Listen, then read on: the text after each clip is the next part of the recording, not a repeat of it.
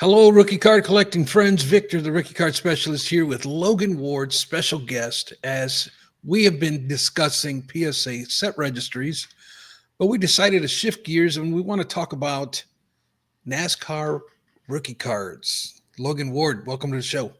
Man, it's great to be here. It's good to see you. I haven't seen you in a while. Yeah, right. We're doing a double header today, but I appreciate you sparing some time with me and my viewers. I have been really researching rookie cards for some time now. Here recently, at the request of viewers, I've been digging into soccer, and I find soccer just fascinating with all the layers of leagues, and it's a very complex situation. But anyways, it got me wondering, like wanting to learn about other sports. And you being the NASCAR king in the collecting world, the King NASCAR, you can be found on YouTube. That says there's no better person qualified to talk about this than you. Thank you. So tell me about your NASCAR journey. How did you start collecting NASCAR and when, and how did that all evolve? Well, I've been a card collector since 1971. I collected baseball cards for years. In fact, I collected baseball cards up until 1991. But in between that, ESPN started showing NASCAR races. And I had been a NASCAR fan, somewhat, casual fan. I'd see races and highlights on Wide World of Sports and things like that. That's the only thing you could get. But once ESPN started showing races, I really became enthralled with NASCAR for sure. So I started collecting NASCAR, the little die-cast cars, in 1986. And of course, there was no cards then. Then in 1988, the very first manufactured NASCAR set came out. It was the 1988 Max. So to answer your question, I started in 86 collecting NASCAR. I'm a lifelong collector, but since 86, I've collected NASCAR. And in 1991, I ended up stopping collecting baseball cards. So that's my journey so far. I love it because, that's kind of the obligatory question, like for us hobbyists doing shows and that kind of thing. But everybody's journey is always like baseball or basketball. But here you are, you're coming from right field and you're going to throw NASCAR at us. And I'm like, what? My brain just like so intrigued with this world of the hobby because I just don't know much about it. So with that said, I want to make some comparisons. Like what is perhaps, who is the Michael Jordan of NASCAR? Well, that's debatable depending on who you talk to. If you talk to me, it's Richard Petty, but if you talk to other people, it's probably Dale Earnhardt Sr. So between those two guys, one of those guys is the Michael Jordan of NASCAR. All right. Do you happen to have any NASCAR rookie cards of these gentlemen? I do, as a matter of fact. I will show you, as per your rules of a rookie card. This would be Richard Petty's rookie card. This is a 1988 Max Richard Petty. So this was his third. There you go. All right. There we go. There we go. So that is the 1986 Fleer comparison. Yeah, by definition, this is Richard Petty's rookie card right here. Now, there was there was a few issues before that. Most notable, the 1972 STP, which a lot of people in the NASCAR community consider this card right here, Richard Petty's rookie card from 1972. These were given out at Daytona back in 72. At Daytona, okay. So that makes it like as a giveaway, so like an event stadium giveaway. Yes. So it makes it a regional card. So by old Beckett definition, that would be not a rookie card. Correct. Not a lot of people consider that his rookie card in the NASCAR community. Because it's the first, right? Right. Now, when he was in Daytona, was that a pro level race, or was that like a minor league race, or I don't know the criteria, but yeah, no, that was the Daytona 500. So that would be a cup race, as we call them. That's the major leagues top level series in NASCAR. Okay, and who made that cart? STP. STP, yeah, they were promotional. I'll show you the back real quick. You That's can an see on the wasn't that an back. oil? Wasn't that oil, like an oil brand or something? Yeah, it was an oil additive. Okay, that's right. And you see it's compliments of STP Corporation right there on the back. Like when we have give me the so in 1988 is when we officially had packs of Yes. for NASCAR. As a So matter of that fact, kind of is that's the flagship set there. Now that was made by what card manufacturer? the company name was Max, and this is what one Okay. of the packs looked like. It was a cello wrapped pack. Nice. It had a cover card on the front, and then it had a checklist on the back. So every pack you got a checklist and a cover card. Yeah. Now that's the back of the pack or the back of the card there. That's the back of the pack. Okay. Can I Yeah, see this the is petty card again? sure.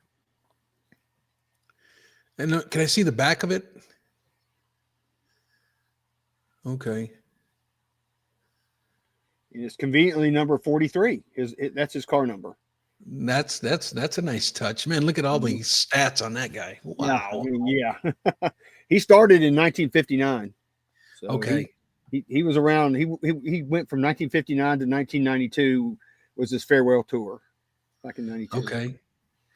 Okay. So where does that leave us with Dale Earnhardt Jr. then? If Petty, in your opinion, is considered the GOAT?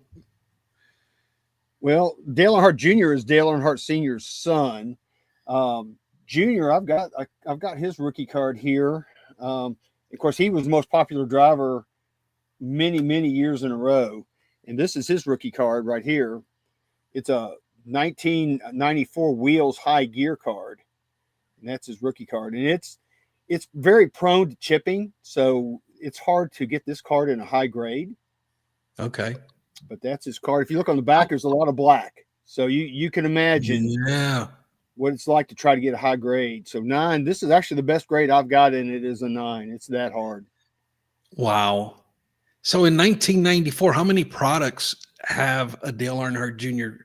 card in it? How many rookie cards does he have? Well, there was another. I'm trying to remember. There was an Optima XL card that he had, and it was like a tall boy. Kind of like the 65 Tops football. Those tall cards. Mm-hmm. They had a card like that. I've also got that card, but I do have that in a PSA 10. But that was the other card that's considered his rookie card. Okay. And what about Dad? What's Dad got? Oh well, we'll show his true by definition rookie card here. Okay, Dad was first. He first appeared in a pack pulled card in 1989. This is 89 Max. This would be the second year of Max Racing cards, and you may ask yourself, why was he not in the 1988 Max set? Right? Good question. They were in talks with him to have him in the set, and before they were able to pack out, or after they packed out the cards, he finally signed the agreement, so he was too late to get his cards out. But there's a big but here. He has an 88 Max card. They printed them up, but couldn't issue them because they did not have him, signed under contract to distribute his cards for his name, likeness, and image. But here it is. This is the 1988 Max card. You see up there, they call it a promo. Nah, they calling it the old promo. Okay. Yeah, under the promo. But this is a highly desirable card in the NASCAR community. Just because it wasn't a general release, they really got out when after Max filed for bankruptcy and Upper Deck took over the Max brand. A lot of these cards got out because they had printed up, I'm sure, thousands and thousands, just like they printed thousands of the other cards. And it's card number 99. So there's I think a track card that shows a racetrack as card number 99 in the regular set. But yes, so that was a big deal. And like I said, it's very highly desirable in the NASCAR trading card community. I bet. What's something like that run in a 10? Ooh, this is probably okay. Now you're talking NASCAR cards here. We're not sticking ball. For us, Okay. this is expensive. This is probably $1,200 maybe. Okay. If you yeah. That's respectable. So But I love the promo gimmick. They're proving once again, right, that they don't look to comply; they look for loopholes. yeah, but it goes even deeper than this. Okay, Talk to me. Talk to me. you're gonna love this. In back in the early 80s, Uno, the card game Uno, they sponsored a race car. It was Tim Richmond's race car, and they made a set of cards that look similar on the back to the Uno playing cards, right? They were hard, and they're still very, very, very hard to find. It's Mm. a 30 card set. Dale Earnhardt is in it. Richard Petty is also in it, but that's not his first, card, so to speak. But this is the 1983 Uno Dale Earnhardt. And again, this is highly desirable. And you can see that's in a PSA 10. And you look at the back, and what does it look like? It looks like Wow, an Uno playing card. that's sharp. So these cards are very susceptible to scratches on the back with that black. So Yeah, getting a 10 is very hard. And I love it. this card probably outpaces the 88 Max in price considerably. It's even Really? more expensive because you just can't find these cards anymore. Wow. They rarely show up. So How yeah, he's many? got several cards before his 89 Max. How many in the pop report? Do you know? Graded, there's not a whole lot. Maybe, oh gosh, I don't know. I probably should look that up, shouldn't I? But No, it's okay. All right. there's not that many. If you go and look at the total population for the Uno cards, there's not very many. So it it's was drastically less print runs in the because this is all 80s. This is all junk wax era. right. But we didn't have junk wax era print runs for NASCAR. That's my question. No, we really didn't. Now, I will say this about the 88 Max. They did have two printings of it. They printed the very original printing in Myrtle Beach, South Carolina, which they sold out of those very quickly. I'm thinking they said they printed, oh gosh, I may be wrong, 100,000 of each card, and they sold out like in days. There was that much demand. When people saw these cards, they sold out. So they had to go to a second printing, and they printed the second batch in Charlotte. So there are some error cards between the two sets, and there are some different cards with different numbers and things like that differentiate the Myrtle Beach set versus the Charlotte set. Okay. So if you notice, like on the Richard Petty card up here at the top, it says 1988 Max Charlotte. Charlotte. Yep. Because that was when he first appeared. He actually wasn't in the Myrtle Beach set, but he approved it after that, and then they substituted a track card. In fact, it was the Daytona track for Richard Petty. Okay. That's amazing. What about the so Max was the first like officially licensed brand. Now, how did it evolve from there as we entered the 1990s? We had more brands enter the space, I'm assuming. Oh yeah, we had the junk wax era just like baseball and all the other sports did. Max Okay. had an exclusive license from 88 to 1990. So those 3 years, that was it. That's all we had. Then Okay. in 1991, it exploded. We had a company called Trax. There was another company. Let's see who else was up. I think ProSet did a set. Upper Deck didn't come online until 95, but after 91, it was like, okay, let's run the printing presses 24/7 and see how much we can print, because everybody was buying it up. It was like F1 is now. NASCAR was back, 30 something years ago. It was like that back then. So yeah, we have our own junk wax there too. Okay. And is there a players association with NASCAR? No, and that's kind of a big problem with, especially with Panini, who makes our cards now. they have to get approval for cards. They have to get approval from, first of all, from NASCAR. They have the license.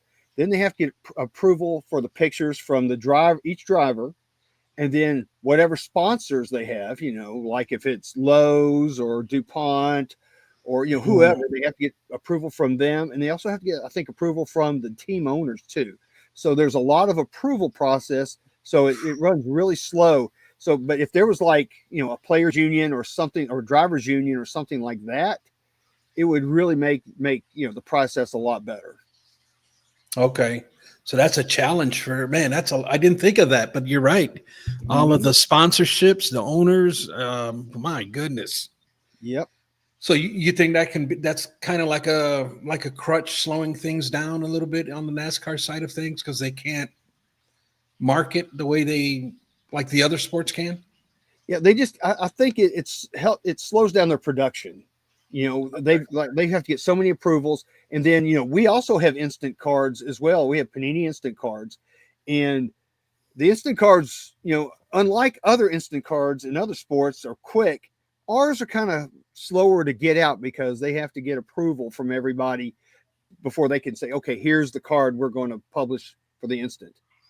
So you're like the last in line type of thing for the printers, Yes. more than likely. So, well, are you guys in today's NASCAR hobby? Is it as far as release dates? Are they behind like they are in other sports? Oh yeah, And we're still waiting on 2024 National Treasures. Then we will finally have 2025 Donruss coming up after that. So hopefully in a few months we'll have 2025 product. okay. But we only have like 4 to 5 issues a year, so it's not like baseball or any of the other sports. We don't have that many sets come out every year. Okay, man, that makes things a lot simpler as far as rookie cards are concerned. Mm-hmm. With today's product, like Panini basketball, they make I want to say somewhere between 38 and 42 products a year, not including Panini Instant. And from there, it's just there's just a lot of cards for a certain player, but like 4 or 5 is a lot more manageable. That's kind of like WNBA. They only have like 4 or 5 products as well. Of course, with Caitlin Clark last year, there was a ton of tops unlicensed stuff that came out, or a lot of collegiate stuff that came out. There's no collegiate, not collegiate, but like, is there like any like minor league cards in that, or pre-rookies? What do you know about pre-rookies? Yeah, there is. As a matter of fact, NASCAR has 3 major touring series. They have the NASCAR Cup Series, which is the professional top level. Then underneath that, I guess you could call it the minor league, which is the NASCAR Xfinity Series. And then you also have the NASCAR Truck Series. So those are the 3 major national touring series that we have. So a lot of drivers will start in trucks, then they'll move to the Xfinity Series, and then they'll come up to Cup. So yes, we have our own prospects. Like there's a kid now who's got a really hot shoe. It seems like he wins in everything he gets in. His name is Connor Zilic, and he actually had a Panini Instant card not that long ago. But everything he gets into is, he wins, it seems like. So he's a really hot prospect. So people are buying, Connor Zilic Instant cards right now. That's interesting. So, as far as this is concerned, explain this to me. What do we got going on here? Well, I think what we have out here now is you've got a lot of people collecting F1, but those people don't collect NASCAR and vice versa. Okay. Oh, really? There's Yes. a divide there, huh? There is. And from what I've seen, after what was it, 2020, I guess, when the F1 card started, Topps had the license. It exploded. It's just like what NASCAR did, like I said, 30 years ago, except now the prices are exorbitant. But I've collected a few F1 cards, and I collect some F1 cards for some of my set registry sets and things like that. But my lane is NASCAR. That's what I focus on. I don't want to spend that kind of money. I just don't see those F1 cards holding that value long term. They're already down, at least 80 to 90% of what they were 3 years ago. Logan, can you give me some distinguishing factors on the two sports? I mean, what is F1 the same? What are the differences? Well, Formula One, first of all, it's a worldwide series. They travel to various countries. They come to the United States. They have, races in South America, Australia, China, Europe, Asia, everywhere. They have, it's like 20, maybe 22 races, something like that. Plus, they are open wheel. They're like IndyCar cars. They don't have fenders like our passenger cars. NASCAR is like a passenger car. It's a full body car. It's got fenders. Cars can touch each other, and as we call it, rubbing. They can rub each other. You can't do that with an open wheel car. They cannot touch. If they do, it could be catastrophe. Yeah. So that's the biggest difference.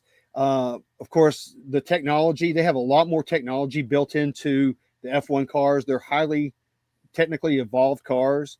And I'm not saying that NASCAR is not, but NASCAR, is more of a stock car, as they call it, which it's really not a stock car anymore, because they used to have, back in the day, they had stock cars. Okay. You could go, a lot of teams would go buy a car off of the showroom, take it back, put a roll cage in it, modify the parts, and that's how you raced.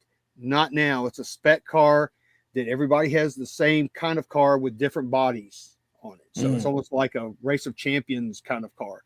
So that's really the biggest difference. And of course, the Formula One cars, they're lighter than a NASCAR car. They can accelerate quicker.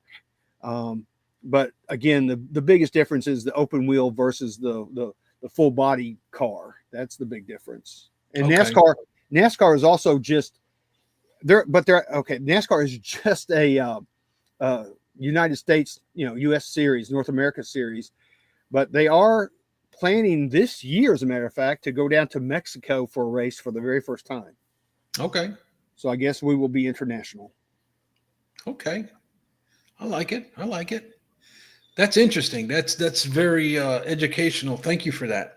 And so the F1, I'm going to go out on a limb and assume that the F1 has more of the ultra modern collectors or younger collectors, I'm assuming.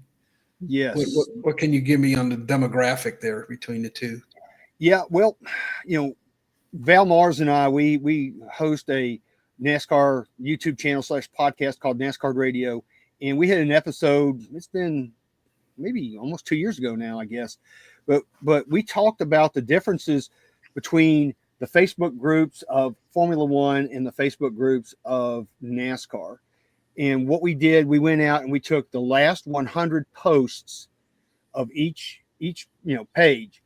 And we found out that by far the majority of Formula One, I won't even call them collectors, the posts on Formula One were people trying to sell cards. Very few posts about collecting or trading, versus less than half of the posts on NASCAR were for sale, and many were about trading and many were about collecting.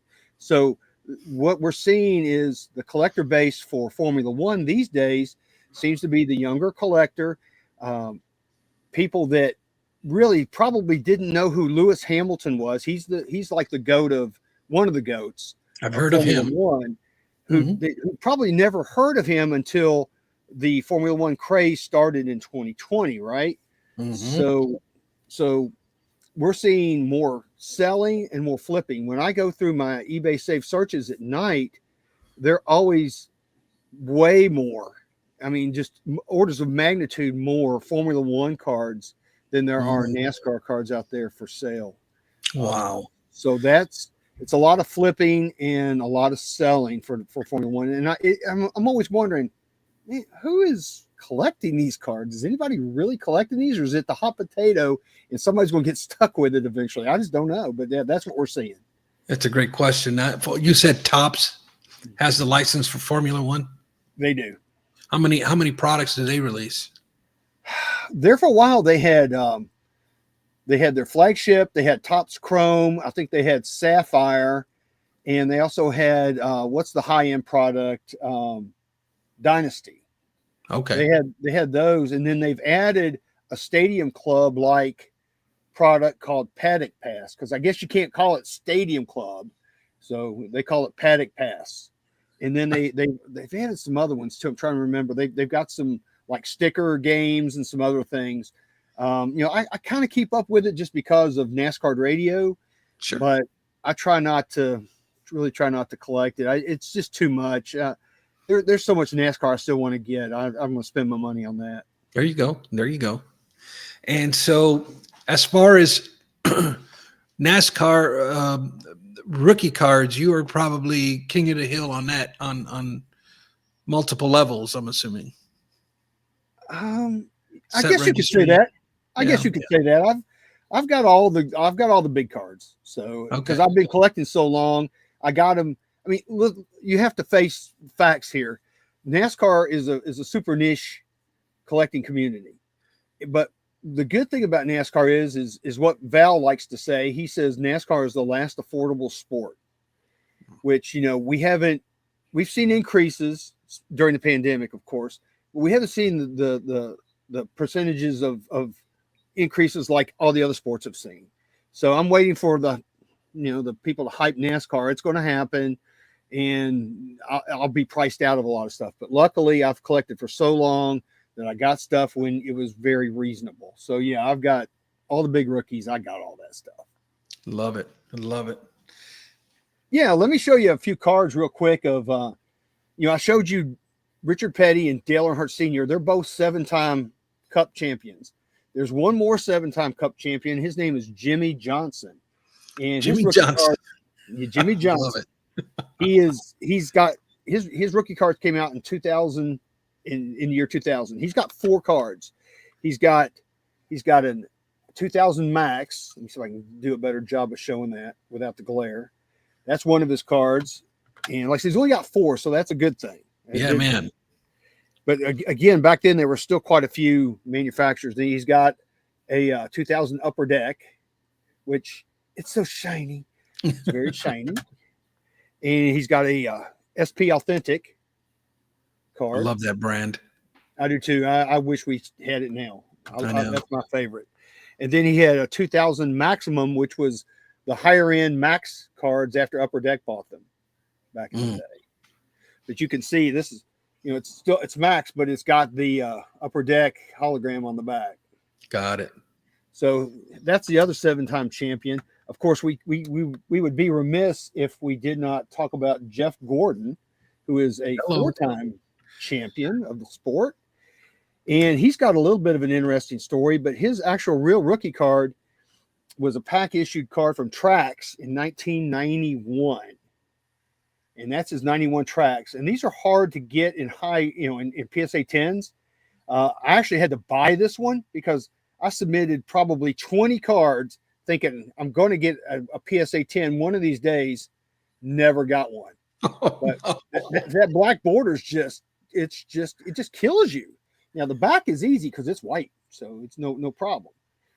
But you see, they made him card number 1 back then. They already knew he was going to be something special. Nice. But he had he drove in an open wheel series called the World of Outlaws. It's a sprint car. It's open wheel, kind of like it's not. The cars are not the same as Formula One, but they are open wheel, and they have wings and everything on top. But he was in the World of Outlaws series, and he had a card. His very first card was the '87 World of Outlaws card. And you can see he's like 16 years old there. Yeah, I was going to say, he looks like a kid. Yeah, isn't that cool? But what they did is the souvenir stands at the World of Outlaw races, they had full sets you could buy. They came in a little box, and you could buy a full set. And it was only, I think, maybe 30 cards. No, it was more than that, I think. I'm thinking 30 cards. I'm trying to remember. But you can see, here's the back of his card. It's pretty plain. 97 Outlaws, you said? Yeah, 1987 World of Outlaws. Man, I've never even heard of it. Is that a licensed brand? Yes. Wow, I never even heard of that. World of Outlaws. Yeah, the World of Outlaws set. So that's where I call him Jeffy Poo. That's where he came from. But that's what we call him on NASCAR radio is Jeffy Poo. Okay. But some of the more modern guys like Cup champion Chase Elliott This is his card from 2011 Wheels. Back in the day, Press Pass bought Wheels and produced his card. And you see, he's an undiscovered element. That's a nice. I like that. I like that. That's a It's very nice. plain. They're easy to get in tins, as you can see, because of the white border. And of Right. course, the back is just as easy. So Yep. these are easy to gem for sure. But that's Chase Elliott. So let me show you another card real quick. One of the biggest hot shoes that we've got in the sport right now is Kyle Larson, and he's got a card from 2013. This is 2013 Press Pass Total Memorabilia, and that's his card. Wow. That was his very first card, and as you can see, it's a foil card, and you know how foil cards grade not very well. No. So that's a hot shoe in the sport right now. He's probably the best driver in Cup right now. Okay. So those are some of the cards. Now I do want to show you one card that I think you'll get a kick out of. Let me find. Here it is, right here. We can't have a podcast or have a show or anything without Dick Trickle. What's his name? Dick Trickle.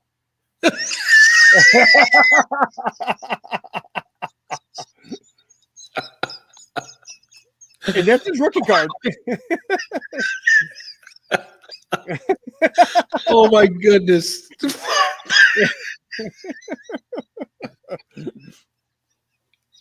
He's also part of my PSA Sophomore Celeb Showcase, needless to say. Oh, that poor dude. Yeah, he passed away several years ago, but yeah, Dick Trickle. His name is the butt of a lot of jokes out there, needless to say. I mean, I'm sure you could figure that out.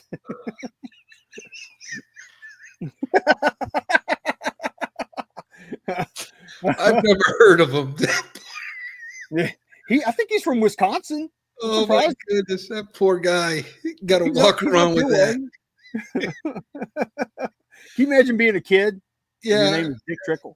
Or going to a bank or something. Name. The stories I could tell you about names, but that's for another show. All right. That's good stuff, man. That's good.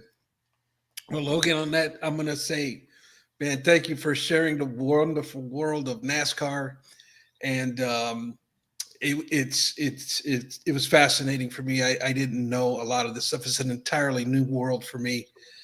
Those who are interested, check out Logan and Val in their NASCAR radio podcast, available on anywhere. The podcast is on all the podcast outlets, and you can find us on NASCAR radio. It's easier to search one word, NASCAR radio, and find us on YouTube. We do a show every week.